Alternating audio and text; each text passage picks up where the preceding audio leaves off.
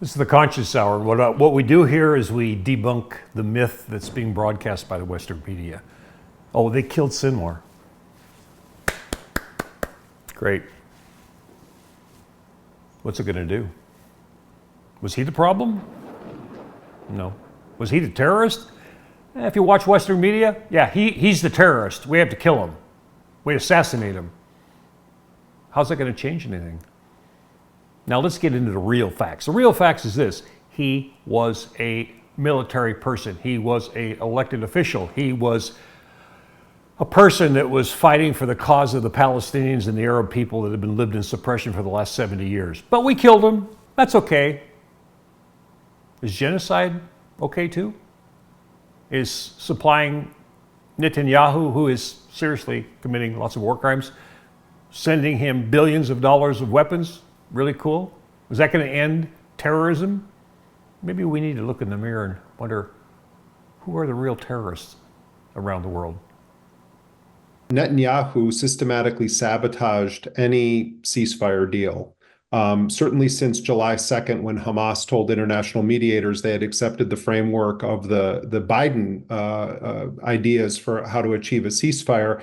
And this is indicative of a scorched earth policy that has been about mass killing of Palestinians, total destruction of the infrastructure of Gaza. And while the Israelis are celebrating the killing of Yahya Sinwar, 76 years of history of colonialism, of apartheid, of oppression, of sanctions, of targeted killing, of mass killing, cries out that this is not how you eliminate the Palestinian resistance, including the armed resistance. What history tells us is that when Israel kills the leaders of the moment, many more rise up in their place. And so while you have President Biden, Vice President Harris praising this, Biden, in fact, saying U.S. Special Operations Forces and U.S. intelligence have been assisting Israel for the past year in trying to hunt down Yahya Sinwar. And maybe the White House views this as an opportunity to say to Netanyahu, here's the off-ramp, declare victory. The reality is Benny Gantz, supposedly the opposition, his response to the reports that Yahya Sinwar was dead is to say it's not over and Israel is going to be operating in Gaza for many years to come. Jeremy Scahill has an incredible record of being an incredible reporter, reporting the facts, but bringing the consciousness forward and asking the logical questions. When you had this brief truce last November when there was an exchange of captives, Netanyahu has made clear that the lives of Israeli citizens present in Gaza in captivity with Hamas are a price worth paying for his agenda, for the total annihilation and potential reoccupation for the long term of Gaza. His forces have repeatedly killed Israeli hostages. The failure to take a ceasefire deal, including one in which Hamas was willing to make significant concessions, I reported on this, others have reported on it, has just shown that Netanyahu was intent on going down in history as the man who obliterated Gaza as a Palestinian land, and he's put that in a far more important place than any of his own citizens' lives. So Jeremy brought some really good points forward. The question is, who are the terrorists?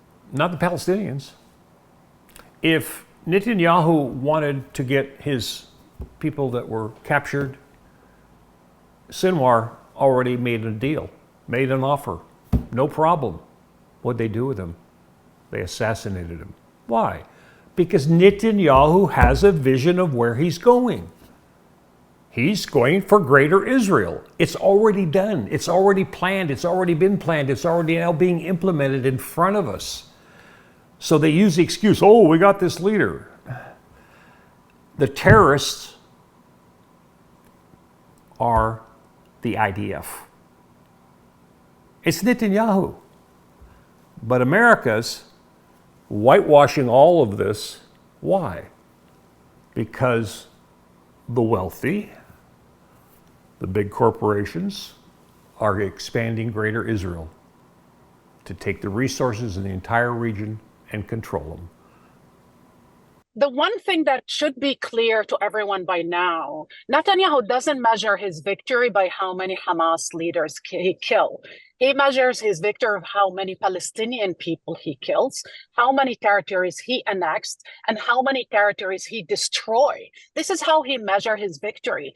And you can see that regardless what Sinwar is, represented in the minds of many Israelis, you can see that the Likud party, the party of the prime minister, is hosting actually a conference next week about the reoccupation of Gaza. They already decided the north of Gaza needs to be ethnically cleansed completely, that we have a genocide within a genocide. They want total control of the north of Gaza, and they're ordering the people, and this is a doctrine that a general, an Israeli general called Giora, he decided that he will give the people, the 400,000 people in the north of Gaza, an option: starve or slaughter. Basically, die in one way or another, or you leave.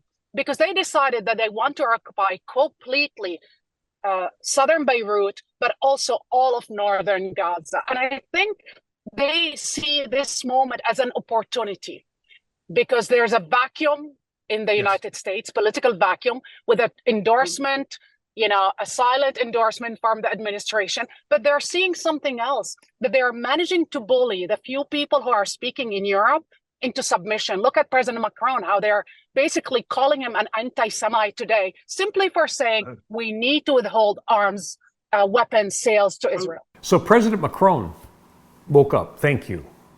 Thank you for waking up. And he said, we can't send any more weapons. We can't go down this road anymore. He was part of the problem. But as the president of France, he woke up. But the West hasn't woken up because we have an agenda. As she explained very clearly, the Greater Israel. The Greater Israel is about resources.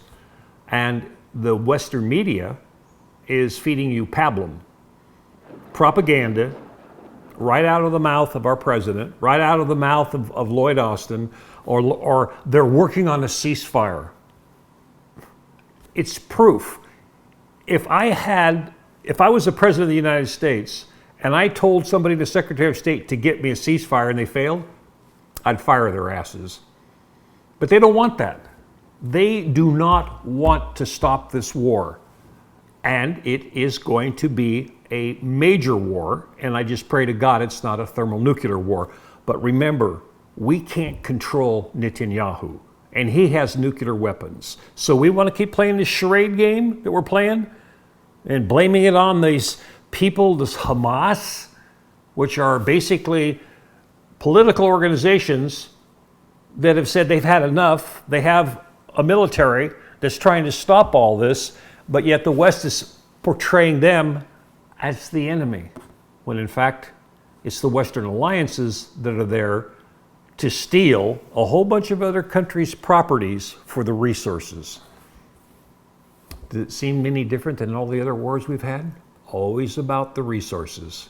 You're being lied to by the Western media. They aren't telling you the truth. And that's a clear violation of the FCC. Kamala just made a statement as if this is the end of everything. Is it? What do you think? Maybe for some delusional advisors in the campaign. Either they don't understand what they're dealing with, which makes them incompetent at this point. The headlines, justice has been served and maybe it's a way to end the war. Hello? Justice has been served? Wait, a drone was flying around, spotted this guy, flew into his apartment, he threw a broom at it, and then they launched whatever they did to kill him and blow his arm off. And now justice is served, so now we can have peace. This is what the Western media is saying. Justice was served. Really? Seriously, CNN, ABC, NBC, and the rest of them. Justice has been served. Oh, okay. When is justice going to be served to all of the Palestinian people? They aren't terrorists. They're Palestinian. They're Arab people. They believe in Allah, God. All the Akbats, they aren't terrorists. No, they believe in that I'm a martyr. I'll die because I know that I'm doing the work of God. Why? Because he said, thou shalt not kill. So if I have to be sacrificed so somebody might wake up Don't you think it's time we all wake up and go, wait, we're good Christians. We don't want war. Do you want to send your kids off there? I got an idea. All you people that want to support these terrorists, which is Netanyahu, enlist. They'll pay you $10,000, maybe $20,000. They need more bodies to throw over there. And Lloyd Austin, do me a favor. Get a soul. Have a soul. Come back and say, yeah, we've had enough. Pull the plug on this thing. Because you know what? Karma's a bitch. And when you die, I don't know what happens, but I don't think they'll let you back into heaven, which is on earth, which we're now destroying. Remember those words? Heaven on earth? It's hell on earth as long as Netanyahu continues.